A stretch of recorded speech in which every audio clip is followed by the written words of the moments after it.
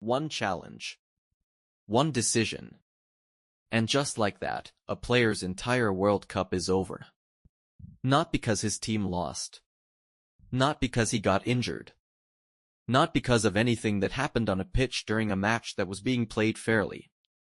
But because of a ruling handed down by FIFA that has divided the football world more sharply than almost any disciplinary decision in recent memory. And the reason it has divided people so sharply is that once you look past the initial gut reaction, once you actually go back and watch what happened and then look at what the punishment is, a genuinely uncomfortable question starts to form.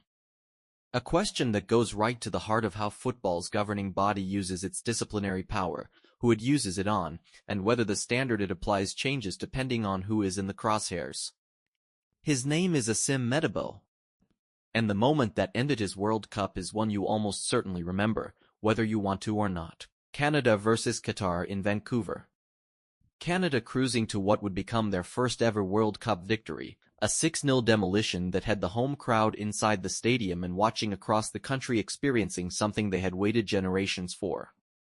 And in the 51st minute, in a match that was already effectively decided, Medabo came in late from behind on Canada's Ismail Kone and broke his leg. A double fracture of the tibia and fibula. Kone went off the pitch on a stretcher. He later had surgery. His World Cup was finished in a single instant. Canada's head coach Jesse Marsh said afterward that you could hear the bone snap from the touchline. That detail is not there for drama. It is there because it captures what kind of moment this was, what kind of injury it was, and why the football world reacted the way it did when it happened. And on Wednesday, FIFA brought down its ruling.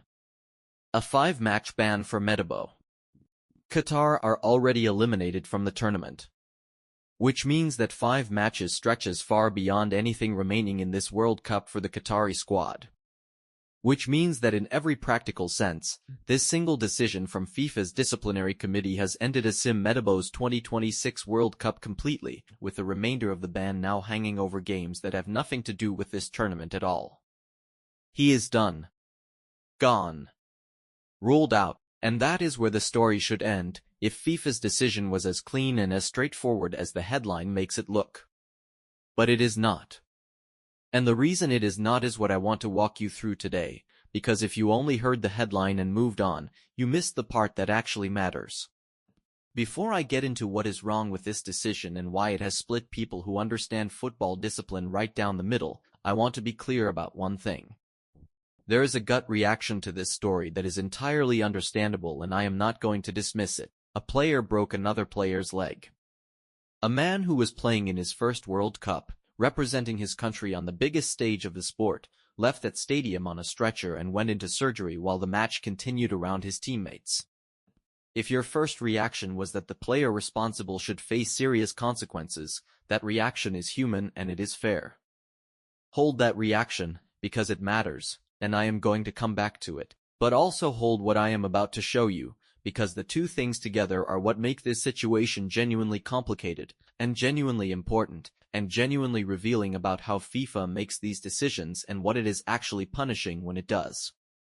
Here is what you need to see about the challenge itself. Go back and watch it, separate from the horror of what resulted, separate from the sound of a bone breaking, separate from the image of Kone going down and the stretcher arriving. Watch the challenge on its own terms and ask yourself what you are seeing. Kone had the ball and knocked it down the line. Medabo arrived a fraction too late and caught the back of his leg. It was mistimed. It was clumsy. It was a lunge for a ball that had already moved past him, the kind of late arrival that happens when a player commits to a challenge and loses the race to the ball by a fraction of a second. But it was not a two-footed lunge with the studs up. It was not a deliberate attempt to hurt somebody. It was not the kind of challenge where you watch it back and think, yes, that player wanted to injure their opponent and set out to do exactly that. It was the kind of slightly late, poorly timed challenge that gets made, genuinely, a dozen times in every professional football match, and that 99 times out of 100 results in either no contact at all, or a player on the ground for 30 seconds, or a yellow card, and then everyone moves on. This one, through what can only be described as rotten and genuinely terrible luck, landed at exactly the wrong angle, at exactly the wrong moment and snapped a man's leg. The outcome was catastrophic. The challenge itself was not what the outcome makes it look like, and the people closest to that moment, the people with the best possible view of what actually happened and what it meant, understood that distinction even in the immediate aftermath of one of the most distressing scenes of the tournament. The referee's first instinct tells the entire story. Christian Gunter, the match official, initially reached for a yellow card. Not a red. A yellow. He only upgraded it to red after seeing the severity of the injury that resulted from the challenge. Not because he looked at a replay and decided the challenge was worse than he initially thought. Not because something about the nature of the tackle itself changed on reflection. But because of what the tackle had done to Cone. The injury changed the card, not the challenge. That is a detail that is easy to miss but impossible to overstate, because it tells you exactly what the referee was actually judging in that moment, and it is not the same thing as what FIFA's disciplinary committee subsequently judged in their deliberations. Jesse Marsh, the Canada head coach, was understandably and visibly furious in the immediate aftermath. His player had just been stretchered off the pitch with a broken leg in what was already a comfortable victory, and the emotional response of anyone in that position is going to be raw and immediate and not particularly nuanced. But afterward, when he had time to think and to speak more carefully, Marsh said he did not think Metabo had intended the outcome, and added plainly that he did not fault him for what had happened. The man who coaches the team that suffered the injury, whose player is now in hospital having had surgery, looked at the same challenge that FIFA subsequently gave a 5-match ban for and said he did not fault the player who made it. Metabo himself was distraught on the pitch in a way that is not easily faked in front of 60,000 people and a global television audience. He was in tears, his hands behind his head, the expression of a man who understood immediately and completely what his challenge had caused and who was devastated by it. He went to Canada's dressing room after the final whistle to apologize in person, not because FIFA required him to or because his club or national federation told him it would be good for his image, but because he felt responsible for what had happened to another human being. He later visited Cone in hospital. And there is a photograph of Cone, the player whose leg was broken, hugging Metabo, the player who broke it. The man who was injured, who went into surgery, whose World Cup ended on a stretcher in Vancouver, hugged the man responsible. If you are trying to assess the level of intent in that challenge, that photograph tells you everything the rulebook and the disciplinary hearing cannot. So now we arrive at the question that matters. If the referee reached for yellow first, if the victim's coach said he did not fault the player, if the victim himself hugged the player in a hospital room, how does that become a 5-match ban? And the uncomfortable answer, the one that a significant number of football analysts and former officials have arrived at independently when looking at this decision, is this. FIFA did not punish the tackle. FIFA punished the broken leg. That sentence is the entire controversy.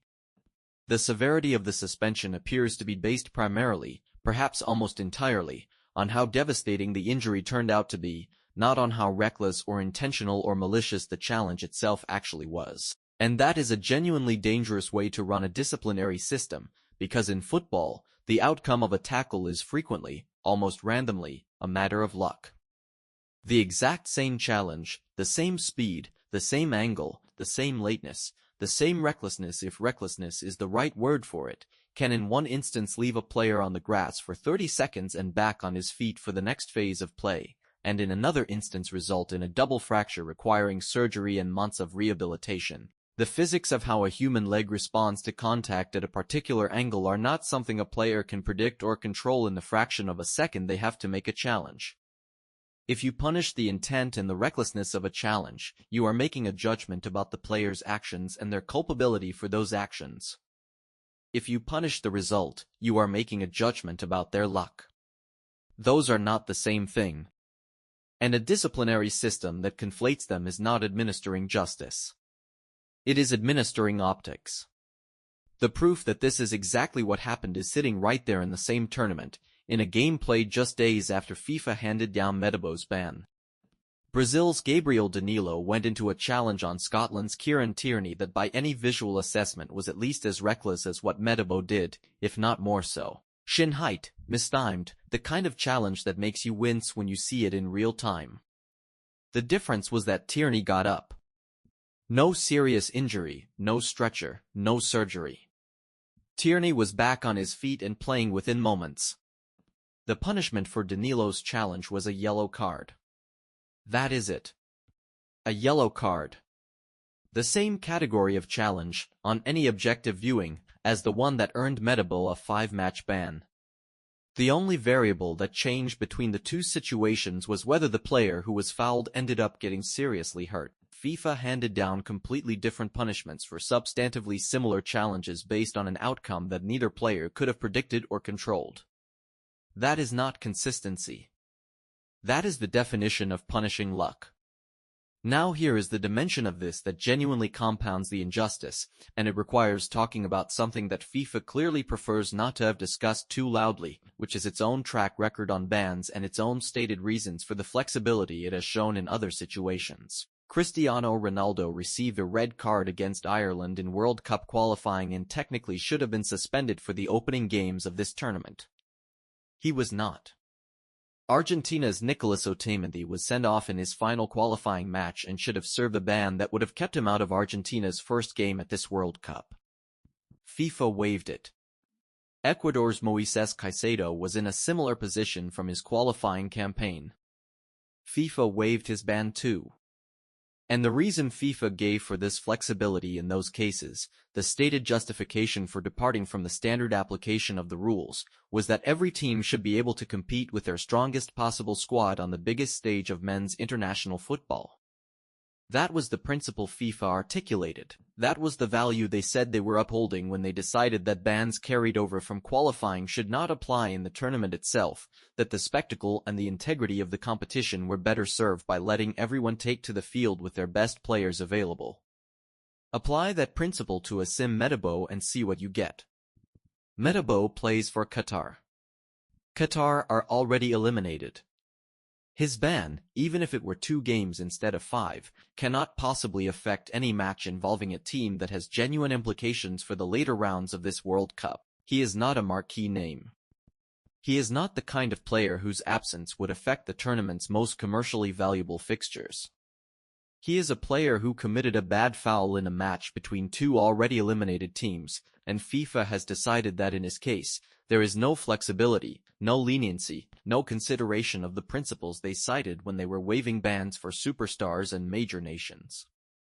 When the player in question is Ronaldo or Otamendi or Caicedo, FIFA finds a way to be generous.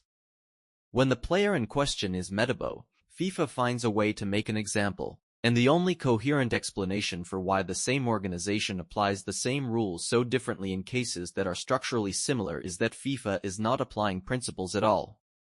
It is managing narratives. It is deciding when rules serve the story it wants to tell and when exceptions serve the story better. Metabo has played 64 times for Qatar at international level. He has never received a red card for his country in his entire career before this moment. There is no disciplinary history, no pattern of violent or dangerous play, no prior instances of serious foul play at any level that would justify treating this case with unusual harshness as a deterrent aimed at a repeat offender. He is not that player. He made one terrible, unlucky challenge in his 65th international appearance and FIFA responded with a 5-game ban that wipes out the rest of his World Cup and extends into future competitions, with no public explanation beyond a short statement citing serious foul play. The Athletic asked FIFA directly whether there were any additional factors behind the severity of the punishment. FIFA said nothing, no breakdown of the reasoning, no explanation of how 5 games was arrived at, just a number that feels, to a very large number of people watching this, like it was chosen to match the scale of the headline and the scale of the injury rather than the scale of the actual offense. Let me give FIFA their best argument, because this analysis only means something if I am being genuinely fair about it. The laws of the game define serious foul play as using excessive force or brutality, and there is a reasonable argument to be made that if a challenge produces a double fracture of the tibia and fibula, then by definition the force involved was excessive. That argument has merit. I am not dismissing it. And if you accept that argument, then a red card was the right call, and the rulebook says that serious foul play carries a minimum 2-game ban.